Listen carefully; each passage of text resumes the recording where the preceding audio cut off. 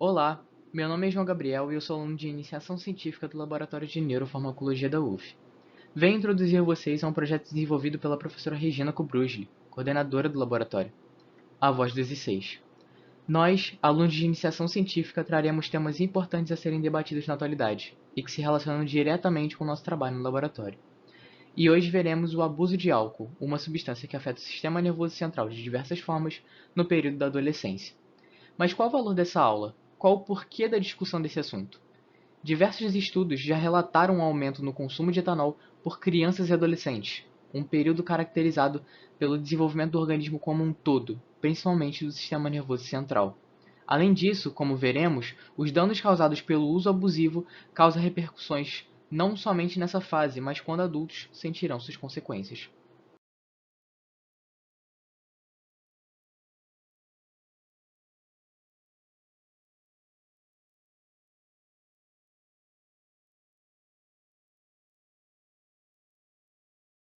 Bom, o primeiro ponto a ser comentado é a relação da idade de início e o desenvolvimento de abuso e dependência. Alguns estudos conseguiram fazer essa relação, e como apresentado aos gráficos ao lado, foram avaliados os seguintes aspectos: as diferentes idades de início do consumo nas formas das figuras, o tempo em anos desde o primeiro consumo na base e na coluna esquerda, a probabilidade cumulativa de desenvolver o diagnóstico, no gráfico acima, de abuso e no gráfico abaixo, de dependência. Relativo ao abuso, temos principalmente nas idades de 11 a 14 anos e relativo à dependência nas idades anteriores a 11 até 12 anos, uma maior suscetibilidade de avançarem para os respectivos transtornos. Com isso, foi relatado que o começo é um marcador de risco em jovens e uma característica daqueles que mais tarde desenvolveram tais transtornos. Contudo, isso não apresenta efeito único e específico. Além disso, outros fatores são de extrema importância. São eles conflitos familiares, questões psicopatológicas parentais e sintomas externalizantes, ou seja, sintomas relacionados à interação desse indivíduo com o outro, como agressividade, ameaças, rebeldia, furto e destruição de propriedade. Definidas as relações entre o uso precoce do álcool com possíveis posteriores diagnósticos, devemos entender agora a diferença entre abuso e dependência. O abuso é o uso recorrente de uma determinada substância, no caso o etanol, que afeta nas atividades diárias daquele indivíduo, além dos problemas sociais e interpessoais associados ao uso.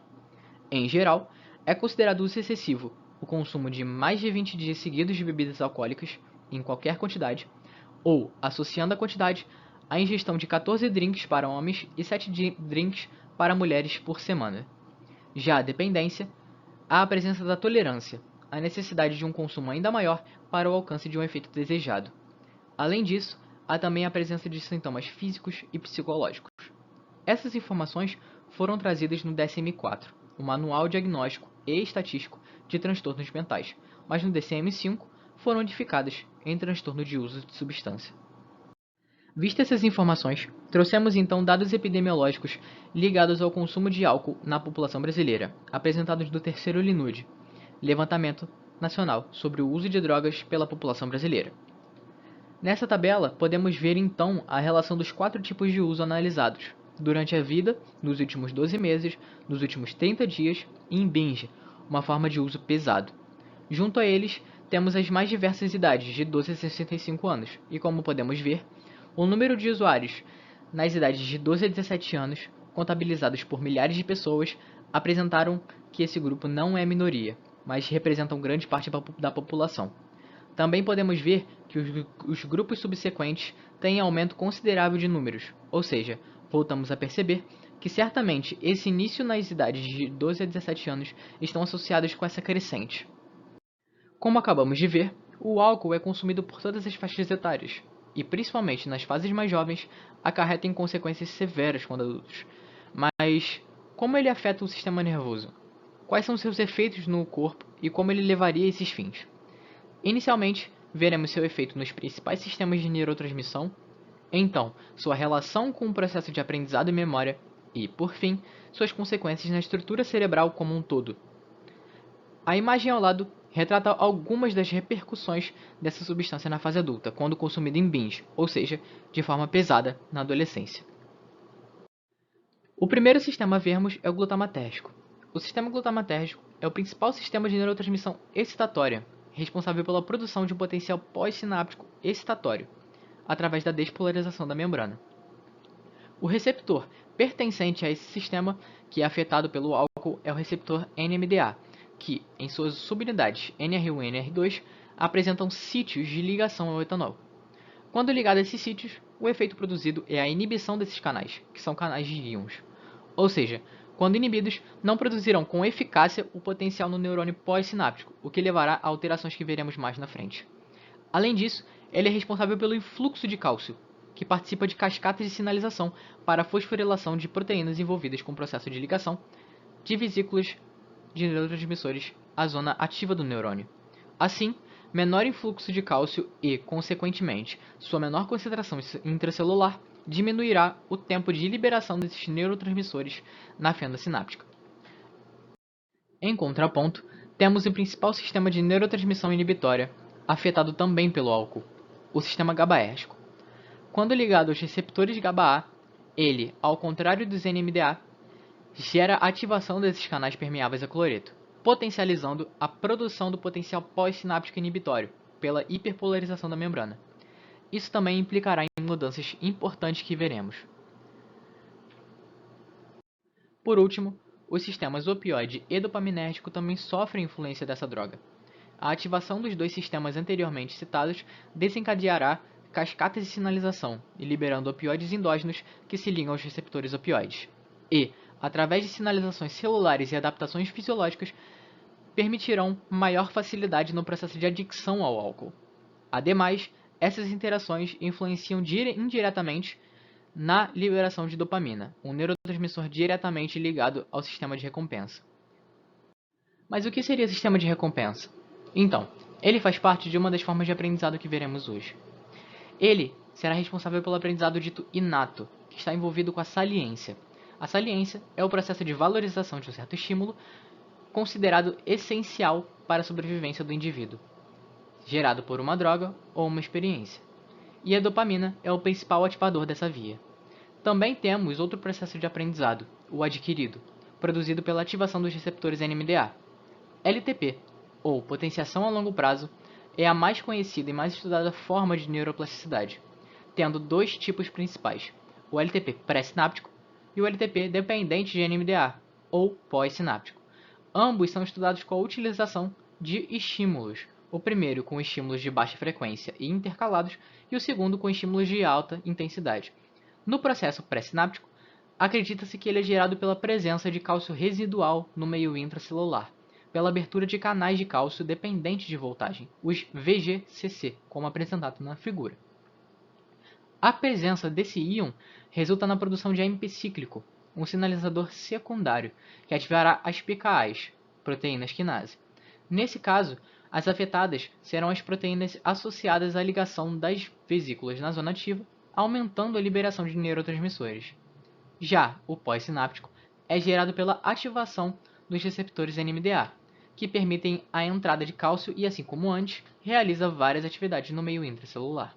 Contudo, as quinases, que antes teriam outra atividade, agora serão influentes na fixação e inserção de novos receptores NMDA na membrana do neurônio pós-sináptico. Não obstante pareçam isolados, todos esses conceitos compõem uma ideia ainda maior, a neuroplasticidade. Ela representa a habilidade do nosso cérebro de mudar e se adaptar a partir das experiências entre o homem e o ambiente, gerando assim mudanças na fisiologia do sistema nervoso central e do corpo. Essa capacidade pode ser observada em diversas escalas, sendo o topo da hierarquia os resultados de maior complexidade, ou seja, o comportamento adaptativo, o aprendizado e a memória, e a base, as mais fundamentais interações moleculares. Ela apresenta um pico na infância e na adolescência, portanto, o cérebro de crianças e adolescentes é mais suscetível a mudanças e adaptações e sofre mais facilmente influências em comparação com um adulto. E outro fator importante a falar é a variação da sensibilidade aos efeitos do álcool por esses jovens, que se relaciona diretamente com esse processo. Falando agora sobre as consequências do uso do etanol, vou explicar um pouco mais sobre a sensibilidade que mencionei anteriormente. Em estudos, ratos adolescentes tiveram certa quantidade de álcool administrada a eles, e como relatado, são mais sensíveis a certos efeitos do álcool e menos sensíveis a outros. Podemos, então, mencionar a não percepção do álcool e dos seus efeitos em um contexto geral e a maior socialização quando expostos à substância. Essa pode ser uma das explicações para o fato de ser registrado o consumo dobrado ou até mesmo triplicado por essa faixa etária em comparação com adultos, tanto por ratos quanto por homens. A associação de ratos e humanos é feita pelos efeitos serem similares aos dois, mudando assim a quantidade administrada. Não somente esses resultados foram contabilizados, também foram realizados testes comportamentais com esses ratos adolescentes e foram registrados prejuízos na memória desse grupo, que está ligado ao processo de geração e fixação do aprendizado.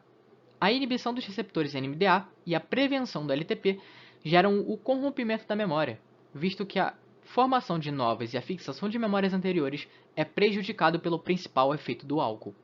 Ainda há também alterações na neuroanatomia do indivíduo. A imagem ao lado foi apresentada em um estudo que, ao analisar jovens com transtorno de uso pelo início precoce e jovens ditos saudáveis, foi relatado uma diminuição considerável do volume hipocampal do cérebro desses jovens. Lembrando que o hipocampo está associado ao processo de formação da memória, principalmente. A diminuição estudada foi ainda maior em jovens que apresentavam transtorno de estresse pós-traumático.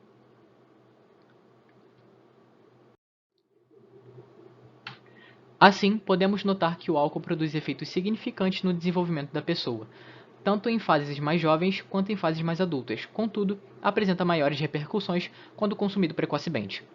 Esse é um tema de extrema importância a ser debatido e estudado, visto que no momento em que vivemos atualmente, a necessidade da quarentena e o permanecer em casa são fatores que aumentaram consideravelmente o uso e até o abuso de álcool, segundo estudos. Então, ter um olhar mais cuidadoso para esse assunto é necessário, já que o maior consumo dentro de casa propicia um contato maior desses jovens, adolescentes ou crianças com as bebidas alcoólicas. A atenção que devemos dar a eles sobre isso é importantíssima, pois os efeitos do etanol a longo prazo são responsáveis por problemas de desenvolvimento e formação do aprendizado na adolescência.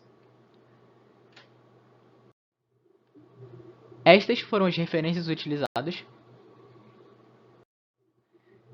E o meu muito obrigado pela oportunidade de trazer esse conteúdo para vocês e mostrar a importância de focarmos nessa área.